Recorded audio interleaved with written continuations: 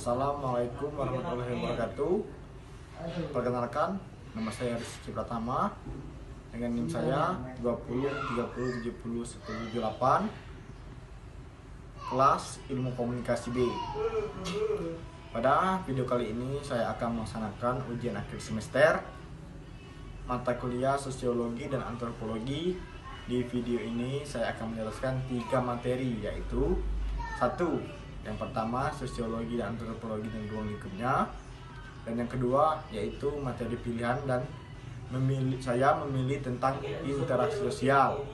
Dan yang ketiga, saya akan mempresentasikan jurnal saya yang sudah saya buat di ujian tengah semester kemarin, yang berjudul Problematika Sosial Budaya Masyarakat di Masa Pandemi dalam Perspektif Sosiologi dan Antropologi. Baiklah, tanpa membuang-buang waktu, saya akan memulai penjelasan saya. Yang pertama, Sosiologi dan Antropologi dan ruang lingkupnya. Sebelum saya akan menjelaskan pengertian dari Sosiologi dan Antropologi, pengertian Sosiologi yaitu berasal dari bahasa Latin, yaitu socius, yang berarti kawan atau teman, sedangkan logos berarti ilmu pengetahuan. Menurut Emil Durkheim, sosiologi adalah suatu ilmu yang mempelajari fakta-fakta sosial, yakni fakta yang mengandung cara bertindak, berpikir, berperasaan yang berada di luar individu, di mana fakta-fakta tersebut memiliki kekuatan untuk mengenalkan individu. Lanjut, saya jelaskan tentang pengertian antropologi menurut Koenta-Jalaningrat. Antropologi adalah ilmu yang mempelajari umat manusia pada umumnya dengan mempelajari aneka warna, bentuk, fisik, sosial, serta kebudayaan yang dihasilkan. Dan sekarang saya akan membahas tentang ruang lingkup dari sosiologi antropologi. Yang pertama yaitu ruang lingkup sosiologi. Sosiologi mengkaji beberapa hal, diantaranya 1. Ekonomi beserta kegiatan usahanya secara prinsipil yang berkaitan dengan produksi, distribusi, dan penggunaan sumber-sumber kekayaan alam. Yang kedua, masalah kewenangan, yaitu pihak-pihak yang membuat kebijakan berkaitan dengan yang dialami warganya. Yang ketiga, persoalan sejarah, yaitu dengan catatan kronologis, misalnya usaha dan kegiatan manusia beserta presentasinya yang berdokumentasikan sosiologi, mempersatukan data yang beragam dari pengetahuan lain sebagai dasar pengetahuan. Yang kedua, ruang lingkup antropologi sebagai salah satu cabang ilmu sosial mempunyai bidang kajian sendiri yang dapat dibedakan dengan ilmu sosial lainnya, seperti sosiologi, ilmu ekonomi, ilmu politik, kriminologi, dan lain-lainnya. Antropologi juga dapat dikelompokkan ke dalam cabang ilmu humaniora karena kajiannya yang terfokus kepada manusia dan kebudayaan. Nah, itulah pembahasan tentang sosiologi, antropologi, dan ruang lingkupnya. Selanjutnya, saya akan menjelaskan tentang materi interaksi sosial. Interaksi sosial adalah hubungan sosial yang dinamis, berupa hubungan antara individu yang satu dengan individu yang lainnya, antaranya kelompok satu dengan kelompok lainnya, maupun antara kelompok dengan individu. Nah, syarat terjadinya interaksi sosial: 1. Kontak sosial. Kontak sosial adalah sebuah cara dilakukan seseorang dalam proses interaksi sosial. Kontak artinya sama-sama menyentuh, tetapi dalam interaksi sosial, kontak tidak selalu terjadi interaksi atau hubungan fisik, karena orang bisa berbicara melalui telepon, ponsel, maupun surat. Dan yang kedua, komunikasi. Komunikasi menjadi satu di antara syarat interaksi sosial, karena dengan adanya komunikasi, pesan yang ingin kita sampaikan jadi tersampaikan secara harfiah.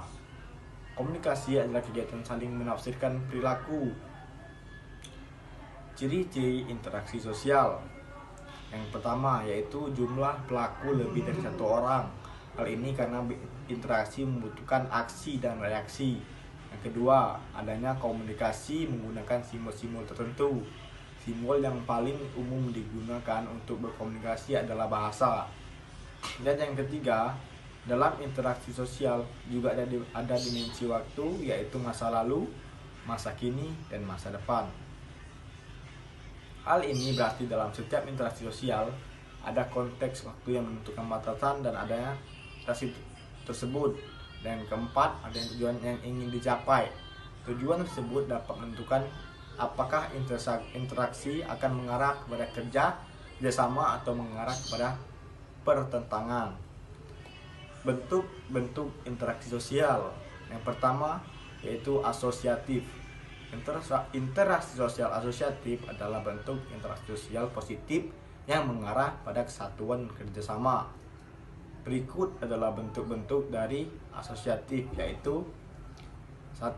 Kerjasama, yang kedua akomodasi, yang ketiga akulturasi, yang keempat asimilisasi. Dan mungkin saja yang kedua yaitu ada disasosiatif, merupakan bentuk interaksi sosial yang negatif yang mengarah pada pelisian dan pertikaian. Bentuk-bentuk dari disasosiatif yaitu 1. Kompetisi, 2. kontravensi, dan yang ketiga konflik sosial. Nah, materi yang kedua sudah saya jelaskan.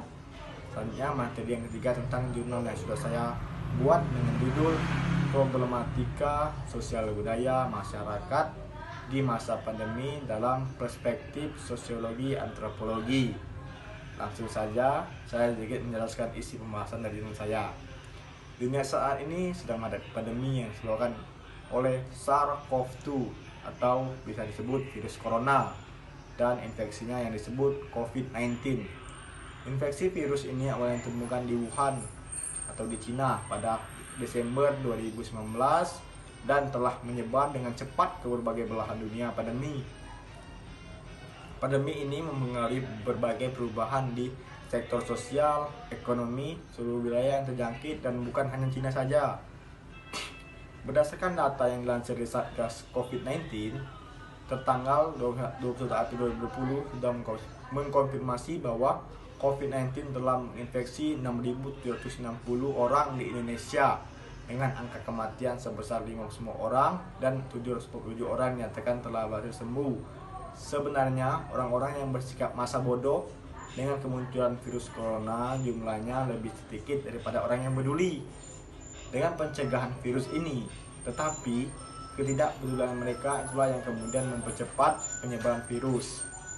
Harus diakui bahwa dampak pandemi COVID-19 memaksa komunitas masyarakat harus adaptif terhadap berbagai bentuk perubahan sosial yang diakibatnya ragam persoalan yang ada telah menghadirkan desakan transformasi sosial di masyarakat. Bahkan bukan tidak mungkin peradaban dan tatanan manusia akan mengalami pergeseran ke arah bentuk yang jauh berbeda dari kondisi sebelumnya. Lebih lanjut, wajah dunia pasca pandemi bisa saja tidak akan pernah kembali pada situasi seperti awalnya.